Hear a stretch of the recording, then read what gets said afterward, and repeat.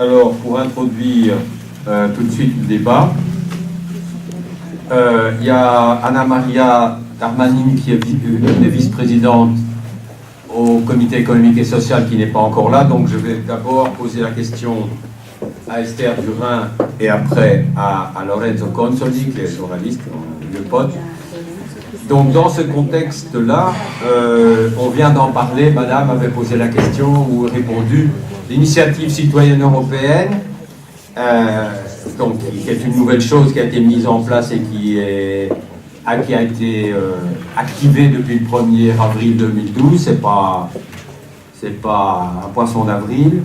Est-ce que, selon toi, Esther, toi qui a initié une de ces initiatives, je m'excuse de la répétition, est-ce que, sur le papier, ça a l'air bien, mais quelle est ton expérience, toi, vis-à-vis de cette initiative? Est-ce que c'est l'usine à gaz? Est-ce que, un peu comme disait madame tout à l'heure, voilà.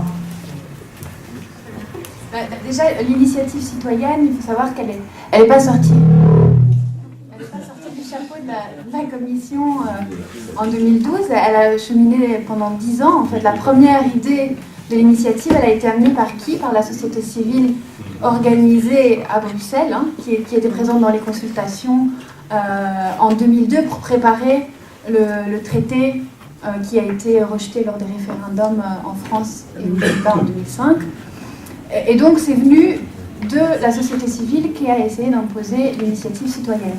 Ensuite, effectivement, l'initiative citoyenne a été reprise dans le traité de Lisbonne, et le temps que la Commission propose sa réglementation, que ce soit discuté au niveau interinstitutionnel, et avec, encore une fois, la société civile organisée à Bruxelles, elle est vraiment entrée en vigueur et applicable le 1er avril 2012. Donc aujourd'hui, on a 14 initiatives en cours. Certaines ont déjà été lancées avant la mise en route de l'initiative, mais elles n'ont pas pu être validées. Il faut savoir que de toute façon, elles n'ont pas abouti à leur million de signatures. Là, on en a 14 en cours. Alors, le bilan de l'initiative citoyenne, jusqu'à présent, il est plutôt critique. Face aux promesses, donc par rapport au livre vert de la Commission en 2009, les objectifs de l'initiative, c'était 1. Pouvoir mettre un lien direct entre les citoyens, leur permettre de formuler directement une proposition législative au niveau de la Commission européenne. 2. Favoriser un débat transnational public. Et 3. Aussi, apporter un nouveau droit, élargir un peu le panel de droits attachés à la citoyenneté européenne. Par rapport à ça, effectivement, le bilan, il est plutôt critique en général. On est un peu dans une gueule de bois la préfète. Mais moi, j'ai envie aujourd'hui de partir dans une démarche inverse, c'est-à-dire effectivement de partir de tout ce qui ne va pas, mais pour montrer ensuite le potentiel qu'a l'initiative citoyenne, parce que je crois vraiment qu'il y a un potentiel et ça dépend de ce qu'on va en faire nous. Alors déjà, l'initiative citoyenne, voilà, l'idée c'était 1 million de citoyens dans au moins 7 pays de l'Union européenne peuvent soumettre à la Commission un projet législatif. Qu'est-ce qu'il faut pour lancer une initiative citoyenne? Il faut pouvoir se structurer au niveau européen, puisqu'effectivement, on a 7 pays au minimum, avec à chaque fois un nombre minimum de signatures dans les pays, un comité citoyen qui doit présenter l'initiative, donc il faut une structuration déjà au niveau européen. Il faut une expertise juridique, parce qu'en fait, cette initiative citoyenne, on ne peut pas proposer n'importe quoi. La Commission a posé des conditions, notamment celle qu'on doit s'appuyer sur les traités. On ne peut pas proposer une modification des traités. On doit rentrer dans le cadre des traités. Pour ça, il faut quand même avoir déjà un minimum d'expertise juridique pour pouvoir faire passer l'initiative et l'appuyer suffisamment. Il faut une expertise de la bureaucratie européenne, parce que c'est beaucoup de paperasse. C'est très lourd pour pouvoir effectivement mettre en place une initiative. Au moment où on l'enregistre, au moment où on demande effectivement la certification pour pouvoir lancer la collecte en ligne des signatures, c'est très lourd. Et il faut une expertise technique, parce qu'il faut savoir que, c'est peut-être un détail pour vous, mais le système de collecte de signatures actuellement disponible il n'a pas été vraiment testé, il n'a pas été préparé par des gens qui sont sensibilisés à ce qu'est une campagne, ça bug tout le temps. Donc, qui aujourd'hui peut concentrer la structuration au niveau européen, l'expertise de la bureaucratie européenne, l'expertise juridique, technique, bon, on en revient toujours effectivement à la société civile très organisée. Là, effectivement, je voulais rejoindre Oscar Avala pour dire société civile, organisation citoyenne, c'est des mots qu'on utilise tout le temps, mais qui finalement recouvrent beaucoup de choses différentes. Et donc, on revient un peu à ce que fait l'Union européenne depuis un certain temps, c'est-à-dire qu'il y a beaucoup d'outils de participation, des conventions, des consultations, mais on retrouve toujours cette idée, finalement, c'est pas vraiment une participation, c'est une idée plutôt associative.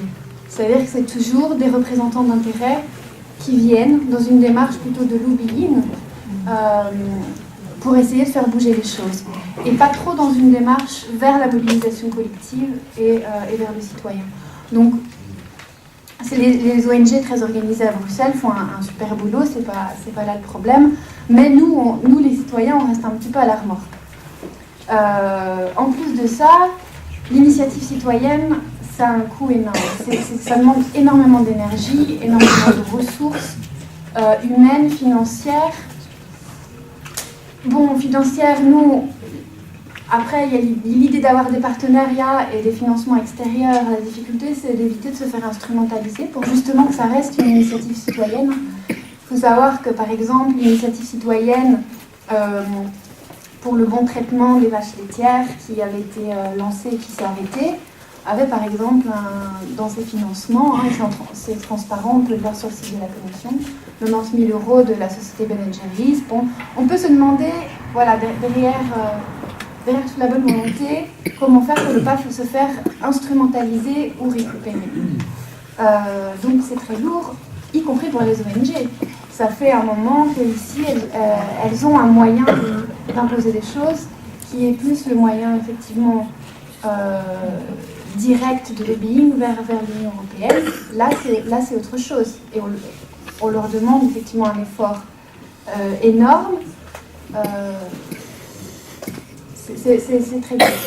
Donc, comment faire en fait pour que cette initiative citoyenne garde son objectif de participation, c'est-à-dire capacité d'inclure les citoyens dans le débat politique, leur permettre de se faire entendre.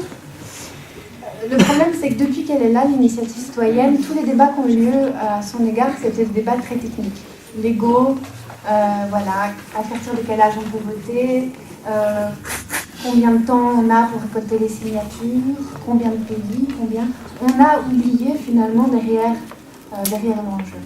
Moi, je crois vraiment que l'initiative, elle a un fort potentiel, à condition que on ait les moyens d'exercer ce droit, parce que c'est pas tout de nous donner un droit, mais il faut qu'on ait les moyens de l'exercer. Pour l'instant, l'Union européenne, la Commission européenne ne nous a pas vraiment aidés, ne nous a pas vraiment donné les moyens pour le faire. Alors, d'ailleurs, c'est marrant, parce qu'effectivement, l'un des objectifs, c'était élargir le panel de droits. Il faut savoir que dans la liste des droits du citoyen qui se retrouve dans l'article 20 du traité de fonctionnement de l'Union européenne, on ne retrouve pas l'initiative citoyenne. Mais donc, derrière tout ça, elle dépend un peu de nous. Et pourquoi elle a un potentiel, selon moi? Il y a trois choses. Première chose, c'est qu'effectivement, on change de paradigme. On n'est plus... le succès de l'initiative, il ne dépend pas d'une expertise technique, d'une capacité de lobbying, mais il dépend de la capacité à mobiliser sur le terrain 1 million de personnes, et même plus. Donc, on change de paradigme, on va vraiment vers le citoyen. En plus, dans l'initiative citoyenne, il faut pouvoir s'ancrer territorialement. Donc, ça veut dire que, pour une fois, et ça se voit, on le constate, dans l'organisation des initiatives, on a des ONG, des organisations de la société civile qui sont plus locales, qui ne sont pas forcément dans la bubble bruxelloise, mais qui ont vraiment un ancrage et qui peuvent travailler même, voilà, là pour le coup, on a l'exemple ce soir, à stimuler le débat et à vraiment faire bouger les choses, pas seulement pour avoir des signatures, mais pour pouvoir discuter, débattre. Ça, c'est vraiment l'objectif, parce qu'avec effectivement toute cette machine et toutes ces difficultés, ce qu'on voit, c'est aussi qu'on a tendance à se concentrer sur l'objectif. Il nous faut notre million, il nous faut le million de signatures, et on est même dans une logique un peu de concurrence, chaque État étant alors qui va arriver à son niveau de signature. Non, il faut effectivement revenir finalement à l'objectif, et c'est le débat public. Derrière ça, je pense qu'il y a aussi le fait qu'il y a une crise de légitimité actuelle, et que dans ce contexte, la Commission, elle pourra quand même difficilement ignorer la pression d'1 million de signatures. Elle ne peut pas se permettre, à mon avis, dans le contexte actuel. Au-delà de ça, même si les initiatives n'aboutissent pas, je pense que le principal enjeu, c'est aussi de dire, nous, on a un autre agenda. Vous avez votre agenda, vous nous imposez votre agenda, ben non, nous, on en a un autre. Et donc, déposer un maximum d'initiatives, peut-être qu'elles aboutiront pas, peut-être qu'il y aura un problème au niveau de l'admissibilité, mais elles sont quand même publiées sur le site. Et donc, voilà, c'est dire, nous, voilà nos préoccupations, voilà notre agenda, voilà ce qu'on veut. Donc, c'est se montrer. Donc, oui, c'est un outil difficile, c'est un outil insuffisant, mais si on ne l'occupe pas, après, on aura difficile de dire, bon, donnez-nous autre chose. On reste sur notre faim, et on est là, on est ici, et on veut participer. Et puis, finalement, la troisième chose, c'est de montrer aussi, effectivement, démocratie participative, ça ne se construit pas contre la démocratie représentative. Ça a été souvent le discours, moi je ne suis pas d'accord. Effectivement, nous, dans notre initiative, on a eu des soutiens de députés européens, notamment M. Tarabella. Et moi, je crois que c'est important de montrer effectivement que l'Union européenne, ce n'est pas un bloc monolithique, qui a effectivement le Conseil européen, le Conseil des ministres, qui a la Commission, mais qui a le Parlement. Et que le Parlement, si on n'y est pas allé une fois, peut-être qu'on ne se rend pas compte, parce qu'on a l'impression effectivement que c'est un bulldozer qui nous arrive dessus, l'Union européenne, mais au sein du Parlement européen, on a aussi ces rapports de force, ces confrontations de vision qu'on peut retrouver dans les parlements nationaux. Et donc, je pense que c'est important, à les élections l'année prochaine aussi, c'est important d'agir sur les deux fronts. Et donc voilà, je sais pas, je pense que je respecte mon temps. Tu as largement eu ton temps de parole, mais tu auras aussi encore l'occasion, j'espère, de répondre aux questions de la salle. Alors maintenant, je vais d'abord être galant. Anna-Maria Darmanin vient d'arriver, elle est vice-présidente, une des vice-présidentes du Comité économique et social européen, je vous l'ai dit. But we're going to talk English.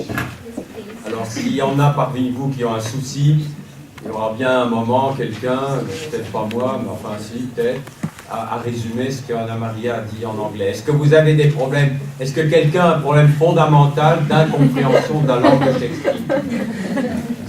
Maintenant, personne n'ose lever le doigt. Si c'est le cas, n'hésitez pas à le dire, s'il vous plaît.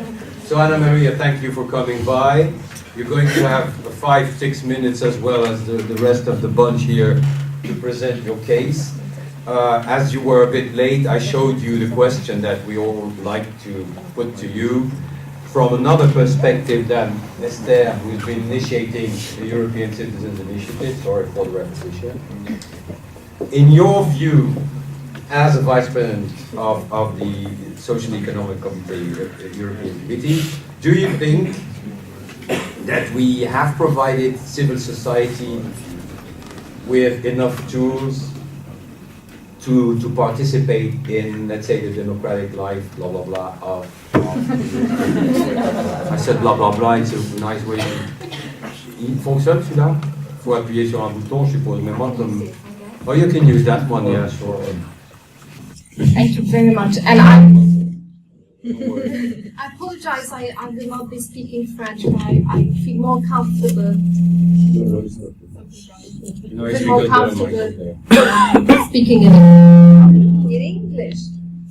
Okay, one of the tools we have is the Citizens Initiative, but also, as you've been saying, this is something which, as a committee, we were very happy to have, but one of the major criticisms we have had is it's too complicated, too many rules. If it is a petition, it should be a simple petition, which we can go along and have these 1 million signatures. 1 million is substantial from the 7 countries.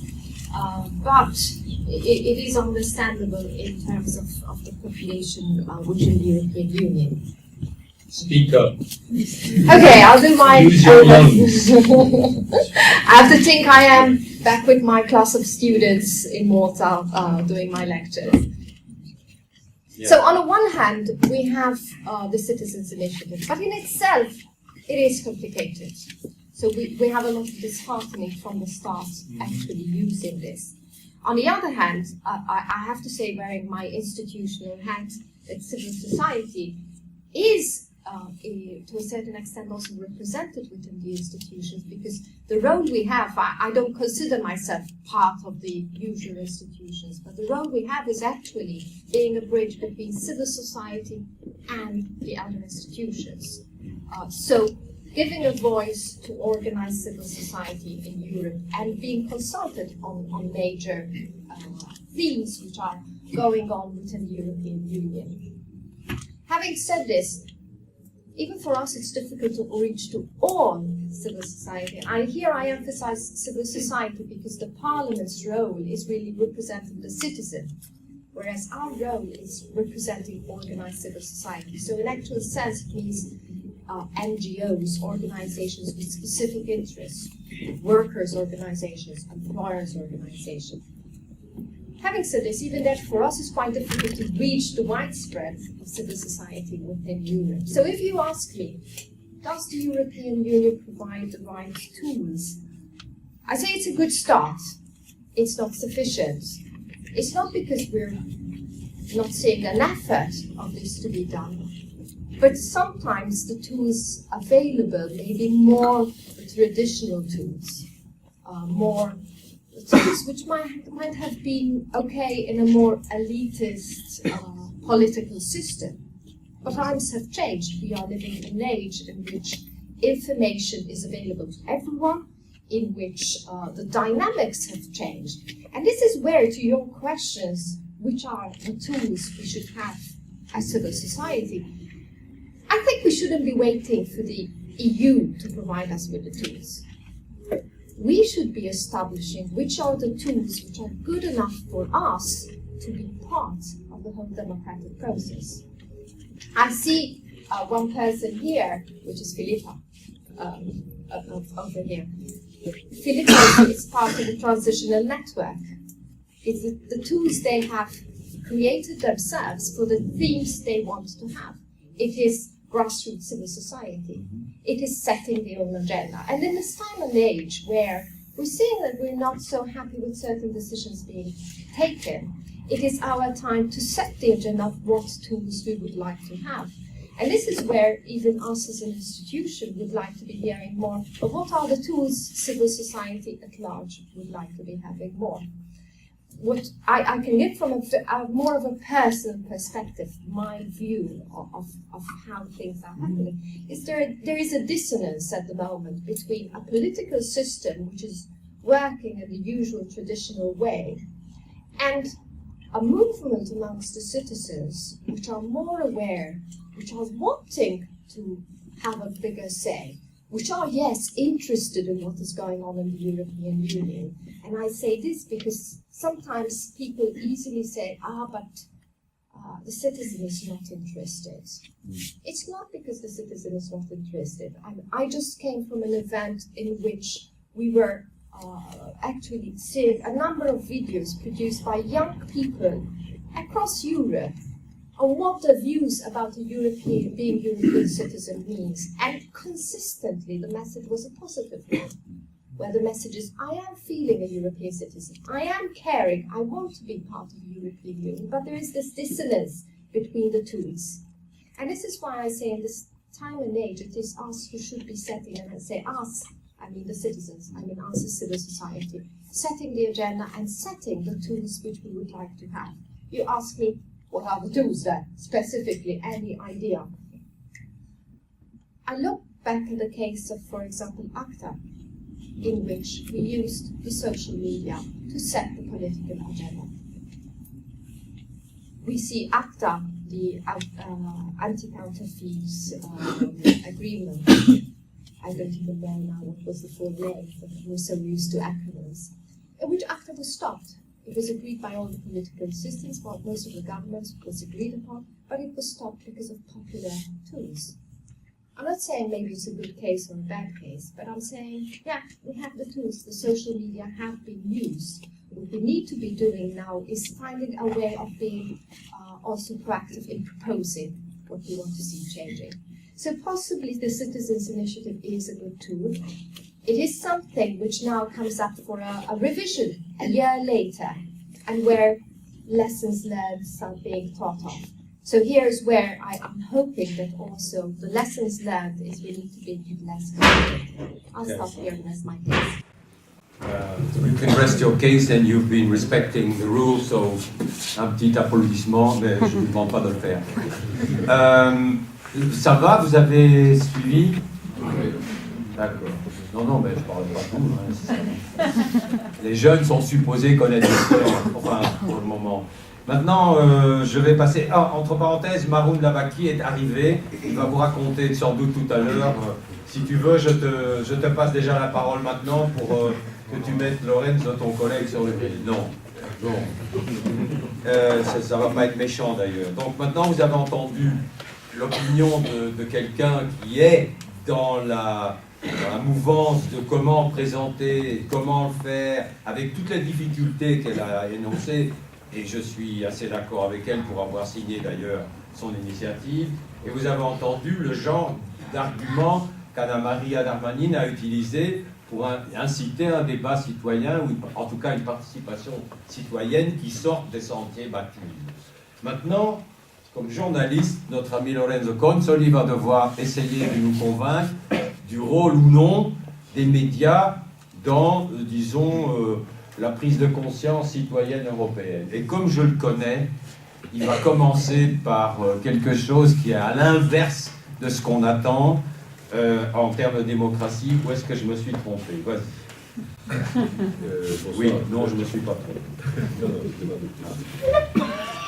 Je voulais dire que, en fait, aujourd'hui, je crois que nous, on est dans un paradoxe. Un paradoxe parce qu'on s'attend qu'avec l'initiative citoyenne, avec les médias sociaux, on devrait avoir plus de participation citoyenne, plus de possibilités de participation citoyenne. Et en effet, aujourd'hui, on est dans une situation d'irresponsabilité démocratique de la part de l'Union européenne. C'est une responsabilité démocratique qui est articulée autour des décisions, surtout sous la crise, on le voit très bien. Mais on est dans une situation où en fait les citoyens sont tenus en compte moins dans les institutions européennes, dans les institutions soi-disant démocratiques aujourd'hui, de ce qui ne l'était dans le passé. Et on est dans une situation que, à mon avis, va exploser. On l'a vu en Italie. Regardez ce qui se passe en Italie. En Italie, on avait justement des partis politiques qui s'étaient un peu endormis dans leur pouvoir, leur gestion du pouvoir, avec une classe politique inamovible comme celle inamovible comme celle des partis de gauche et de centre, ou une nouvelle classe politique tout à fait incapable comme celle de droite, qui en fait n'ont pas vu arriver la tempête. Et finalement, le parti de Grillo a pris le 25% dans les élections, alors qu'il n'existait pas avant.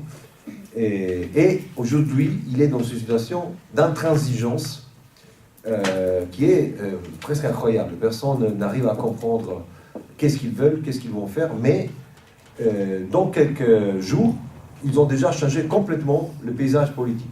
Mais c'est quoi Grillo? Grillo, c'est effectivement les médias sociaux. Grillo, c'est quelqu'un qui a su organiser les médias sociaux pour que les citoyens participent. On est complètement à l'intérieur du contexte dans lequel on discute. Grillo a compris qu'avec l'organisation des médias sociaux, avec les blogs, avec les autres médias sociaux, Facebook, Twitter, etc., mais surtout son blog, on pouvait mobiliser les gens. Aujourd'hui, avant j'ai entendu parler beaucoup des démonstrations. Les démonstrations, c'est la façon traditionnelle, classique, de mobiliser les gens, surtout de la part de la gauche. Eh bien aujourd'hui, les démonstrations, ça ne sert plus à... Les manifestations, pardon, ça ne sert plus à grand-chose. sauf si on les organise avec les médias sociaux. Si on organise avec les médias sociaux les manifestations, non seulement les manifestations dans les places, dans la rue, mais aussi au niveau, par exemple, du vote, des élections, on peut arriver à avoir, comme en Italie, 25, maintenant on parle de 30% s'il y a les élections bientôt. Et on avait déjà vu avec Obama que les médias sociaux ont été organisés, ont été très importants pour la victoire de Obama, la première surtout, la deuxième aussi peut-être, mais surtout la première. On a vu que les médias sociaux ont eu un rôle important à jouer dans les printemps arabes qui pour l'instant tournent mal. Mais en Italie, je crois, c'est vraiment, on voit vraiment l'exemple de ce que les médias sociaux peuvent signifier pour le potentiel des mobilisations des citoyens et pour le changement de la démocratie. D'ailleurs, je voudrais vous rappeler qu'en Italie, ce n'était pas la première fois, parce que déjà, il y a 2 ans, il y a eu des référendums sur l'eau publique, sur les privatisations, contre les privatisations, en fait, qui ont été gagnés justement par ce mouvement qui était organisé par les médias sociaux. Alors qu'au niveau de la politique officielle, on avait les partis plutôt contre. Donc, c'est ça la nouvelle donne à laquelle il faut réfléchir, à laquelle il faut regarder. On ne sait pas encore en Italie comment ça va se passer avec les gouvernements et tout le reste. Mais en Europe, entre-temps, qu'est-ce qui s'est passé? En Europe, on a eu un traité de Lisbonne qui a mis en avant le nouveau rôle du Conseil européen avec le président permanent, Van Rompuy, qui a fait du Conseil européen un nouveau organisme décisionnel de la Commission par rapport à ce qui existait avant. Ce qui existait avant, c'était un Conseil européen qui se réunissait une fois tous les 6 mois, plus le Conseil de mars. Mais en fait, c'était le moment des décisions était surtout les conseils des ministres, pas le Conseil européen. Et la Commission avait gardé son rôle. Avec le Conseil européen de Van Rompuy, qu'est-ce qu'on a? On a un Conseil qui se réunit presque tous les mois, qui prend plein de décisions, surtout mauvaises, et surtout qui arrivent en retard. Et on n'a pas de contrôle démocratique. Parce que oui, Van Rompuy va au Parlement européen, mais en fait, c'est pas ça le contrôle démocratique. On ne sait pas ce qu'ils font là-dedans. C'est tout à fait... il n'y a que les chefs de l'État et des gouvernements qui se réunissent, et on ne sait absolument pas ce qu'ils font là-dedans. Deuxièmement, il y a eu l'émergence, avec l'émergence de la crise, la Troïka et l'Eurogroupe. Le nouveau rôle de la Troïka et de l'Eurogroupe, qui ont pris énormément de décisions sur la tête des citoyens, sur la tête même des gouvernements dans certains cas, sans aucun contrôle démocratique. Et quand le Parlement européen a voulu appeler la Troïka à s'expliquer devant le Parlement européen, par exemple ce qu'ils avaient fait en Grèce, le membre de la Troïka qui était en Grèce n'est pas allé, c'est Rehn, le commissaire Rehn qui allait là, et avec son habilité, l'habilité qui est la sienne de dire et ne pas dire, de toujours laisser que les choses... il arrondit les coins en fait. Ça fait la langue de bois. La langue de bois, voilà. Il n'a pas répondu en fait. Aujourd'hui, qu'est-ce qu'on a vu avec Chypre? Maroum vient de s'occuper de ça, moi aussi je viens d'écrire de ça. Qu'est-ce qu'on a vu à Chypre? C'est plus rapide que lui. Hein. Oui, parce que je travaille pour l'agence. Voilà. Qu'est-ce qu'on a vu à Chypre? À Chypre, on a vu un désastre total de cette organisation de la décision irresponsable et improvisée de la part de l'Eurogroupe. Qu'est-ce qu'ils ont fait? Il y a l'Allemagne qui arrive, les Allemands qui arrivent et ils mettent sur la table leurs priorités politiques. Il y a l'Eurogroupe qui essaie d'articuler ça, de mettre ça en musique avec les intérêts des États, surtout les majeurs. Et il y a après la Commission qui est chargée d'exécuter ça, la Troïka aussi qui est chargée d'exécuter ça, et la Commission qui se prend la responsabilité. C'est ça la décision européenne aujourd'hui. Qu'est-ce qu'ils ont décidé au niveau de l'Eurogroupe? Ils ont pris des décisions complètement folles. C'était complètement stupide. Je veux dire, vraiment, je ne comprends pas pourquoi ils sont ministres de l'économie et des finances, ces gens-là. Ils ont décidé de faire payer aux citoyens qui ont déposé leur argent dans les banques chypriotes, et aussi aux oligarques russes qui ont fait ça, mais aussi aux citoyens qui avaient déposé, si vous aviez déposé 2000 €, vous deviez payer. Mais payer quoi?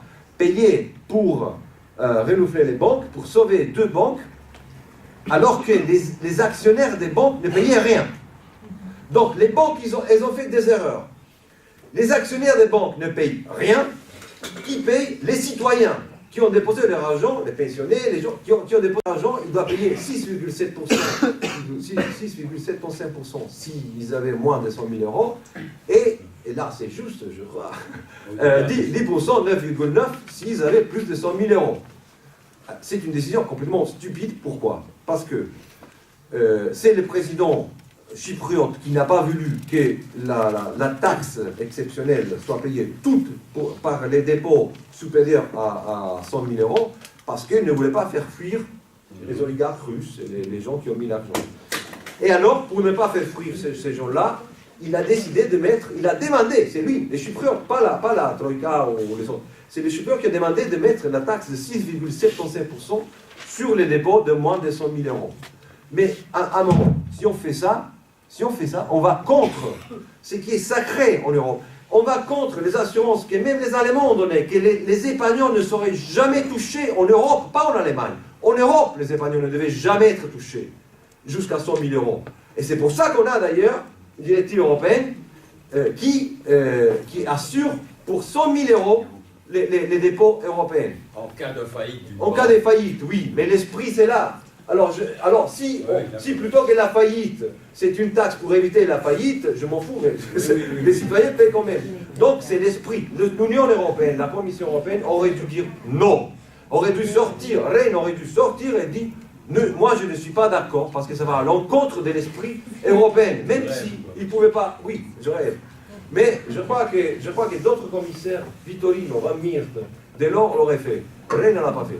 La Commission avait le devoir de le faire, et il n'a pas fait. Et qu'est-ce qu'ils ont maintenant?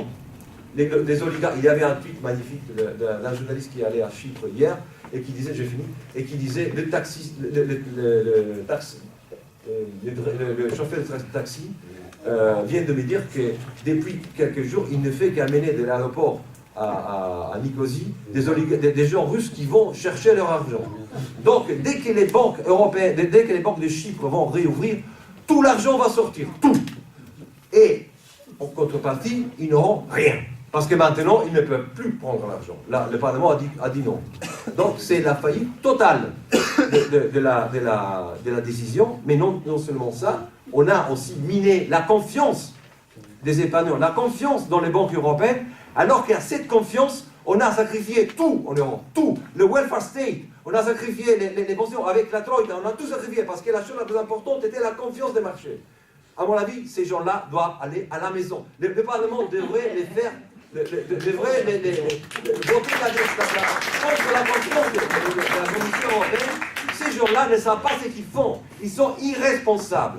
Ils sont irresponsables parce qu'ils prennent des décisions irresponsables et en même temps, ils sont responsables parce qu'il n'y a pas de responsabilité démocratique. Le Parlement ne peut pas leur demander leur compte. Je vous avais prévenu, ça ne m'étonne pas.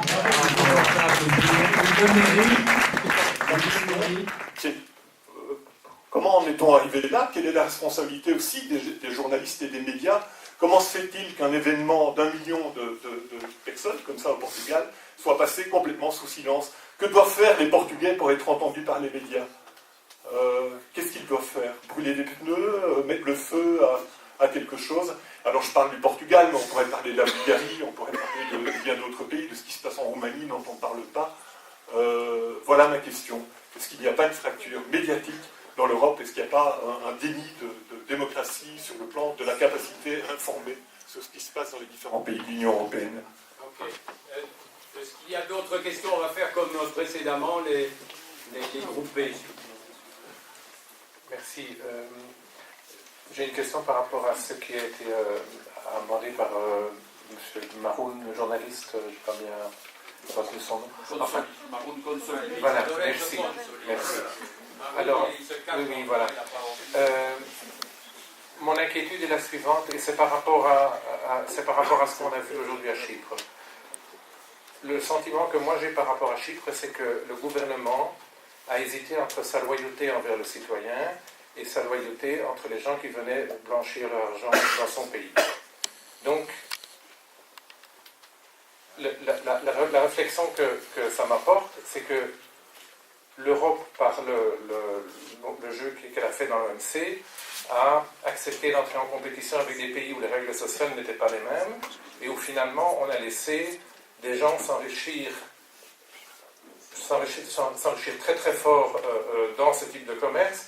Et aujourd'hui, ce qu'on observe, c'est que l'argent de ce commerce est en train de coloniser l'Europe en retour, en profitant des faiblesses. J'ai vraiment le sentiment que ce problème de loyauté qu'il y a eu à Chypre peut très bien se produire dans d'autres pays et se produit probablement dans d'autres pays. C'est-à-dire qu'à partir du moment où le FMI ou la Banque Centrale Européenne commence à se montrer tatillonne pour dépanner les pays en difficulté, évidemment la tentation est forte de se tourner vers d'autres pays qui accepteraient de prêter, mais malheureusement pas en échange de rien, en échange d'une certaine capacité à fermer les yeux sur une certaine forme de colonisation par l'argent sale.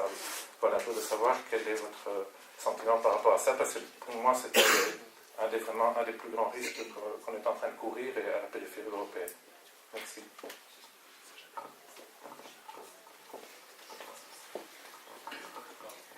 Bonsoir. Ma question, tout d'abord, je voudrais dire que j'aime bien le titre de ce panel, qui est donc Europe et citoyens qui snobent l'autre, parce que pour moi, derrière ça, il y a aussi une question de confiance, plutôt de manque de confiance, de la part des citoyens envers les politiques, mais même aussi un petit peu, je pense, quelquefois, de certains politiques envers les citoyens. Et je voudrais savoir qu'est-ce que vous pensiez déjà de ce problème de manque de confiance.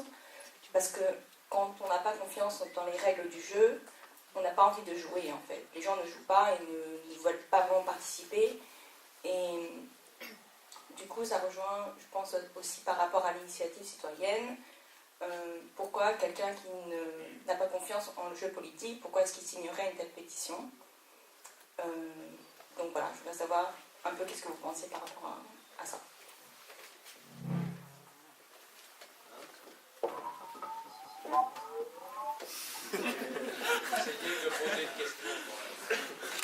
Moi, ma question, elle est simple, c'est, on a un journaliste devant nous, donc je profite, c'est comment expliquer le décalage qu'il y a justement, je reviens à votre intervention à vous, comment expliquer le décalage entre la presse qu'on appelle mainstream, on va dire, et ce qui grouille sur les réseaux sociaux.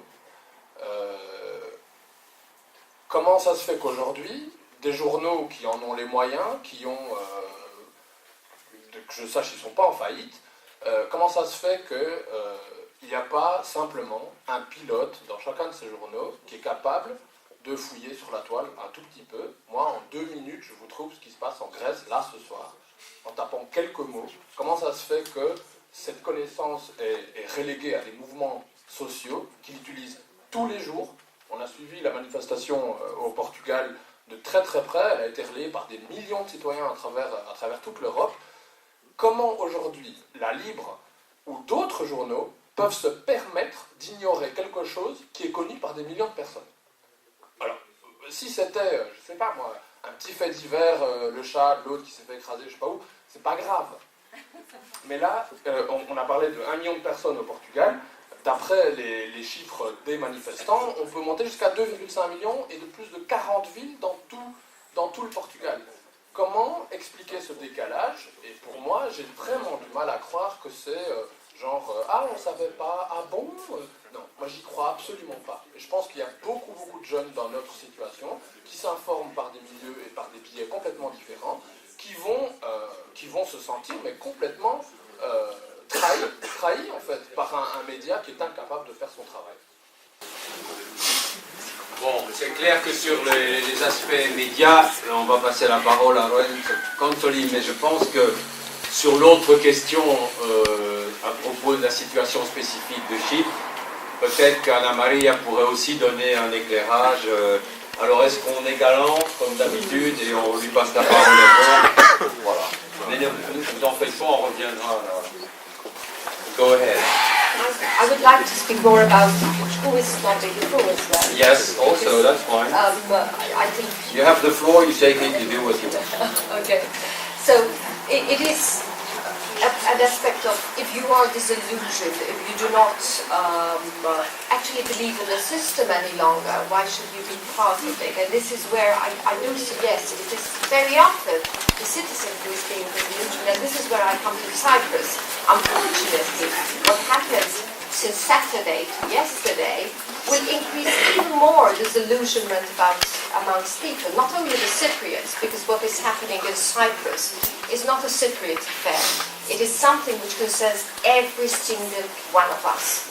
Because honestly, as citizens, we are losing our own trust in the system itself, and even in the banking system, because if you cannot even have the little money you have earned over a lifetime as a low-wage earner, putting your money into the bank to try and save something for when you are older, if you cannot even feel secure on that, you don't feel any longer secure. And this is where I can understand the argument very, very much in which you are disillusioned, therefore why be part of it. Then on the other hand, not being part of it is then definitely not going to get us anywhere. Giving the floor to people you certainly don't want to elect. Exactly, exactly. This is the problem we are seeing. We are seeing people who are being elected who we don't wish them to represent us. And the unfortunate situation is that now with voter turnout being sometimes lesser than 50%, how can these people really represent us? So in actual fact, not being part of it is helping the system go on the way it is. So snobbing the system is not going to help. What we should be doing is ensuring that people who are being there as part of the electoral process are people we really want to see. Citizens just like us. And this is where you mentioned Grillo. Grillo was particularly affected. I mean, I don't subscribe to his policies because it is a very popular politics he's using. But he used in his party or movement citizens, normal citizens. And this is what appealed to the voters. An impressive 26% went out to vote. And this is what people liked. Not necessarily the specific policies he has, because he's very anti-Europe, he's very extreme, he's very populist. Personally, I do not agree with his manifesto. But people want to see a change. And if we are here, my argument always, if we are here in this room 100 people, why don't us as 100 people start thinking that one or two persons we think amongst us should be there? And by being active is when we can make a change.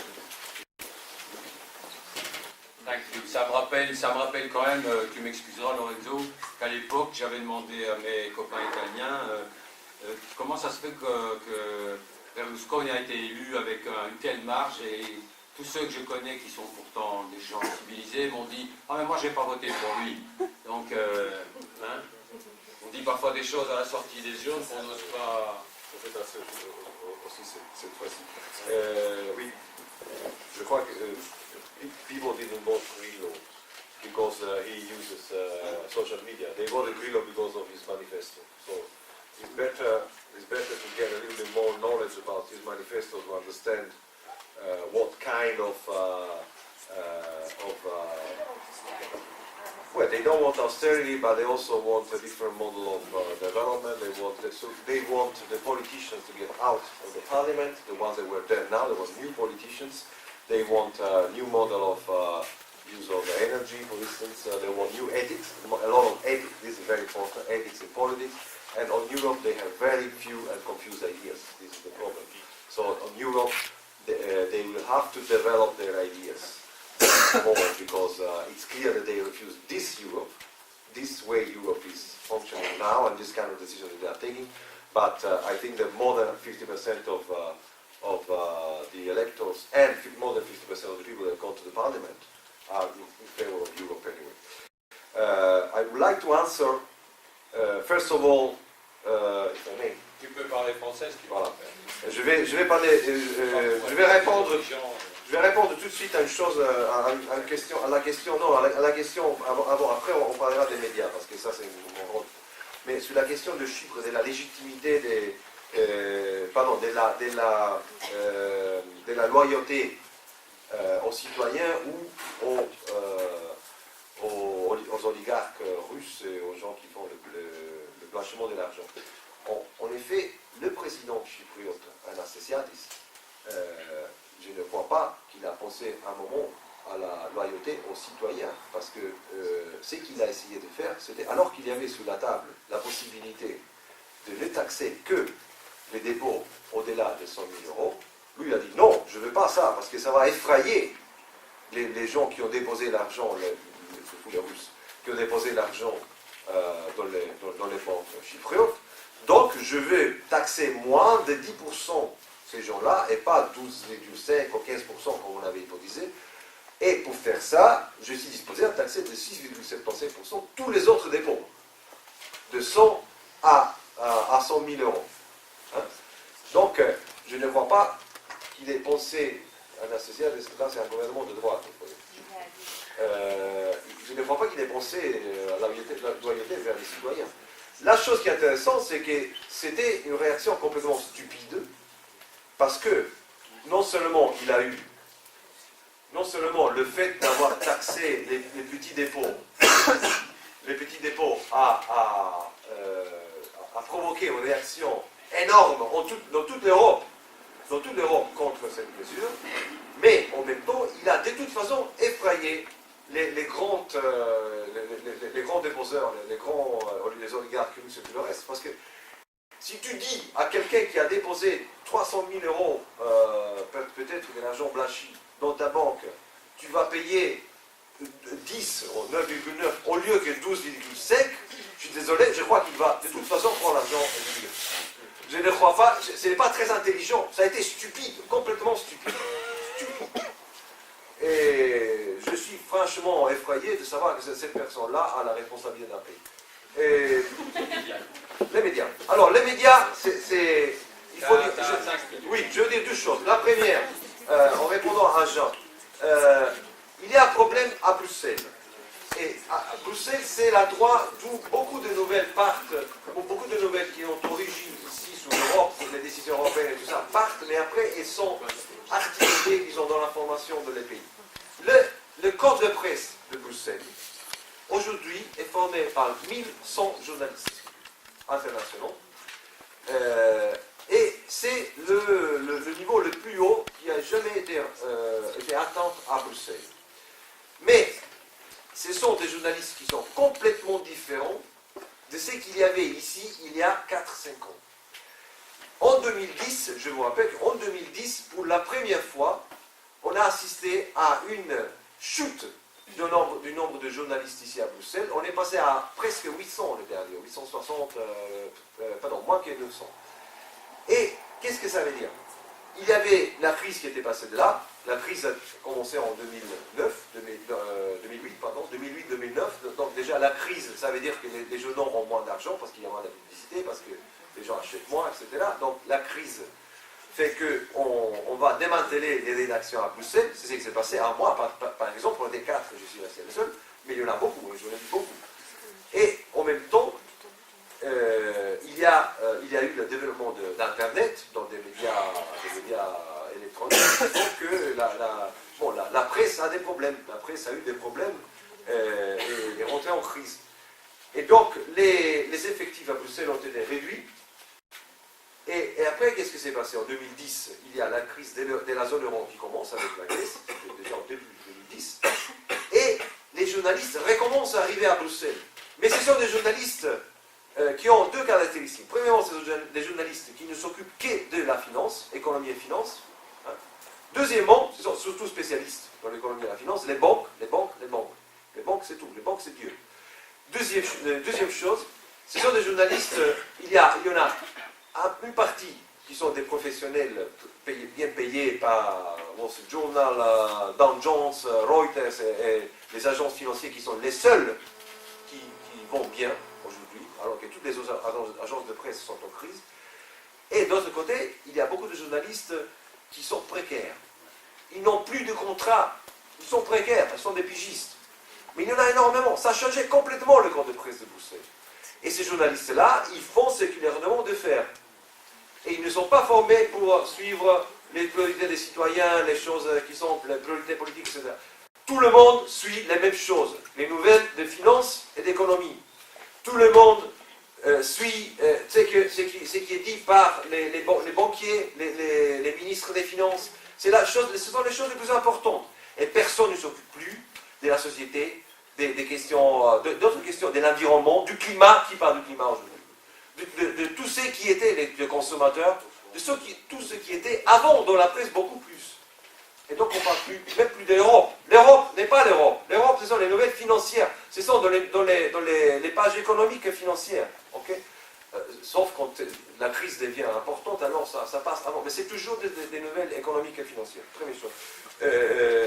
Deuxième chose, le décalage de la presse, c'est parce que les journalistes, aujourd'hui, sont des journalistes qui sont formés comme ça. Ils ne font que ça. Je veux dire, il n'y a pas le vieux journaliste qui ont l'instinct, il y a encore Maroun, il y en a encore quelques-uns. Mais la priorité dans les rédactions, les chefs de rédacteurs, ils paniquent. Ils veulent les nouvelles sur la crise. Ils veulent savoir ce qui arrive au spread, le spread, la bourse, etc.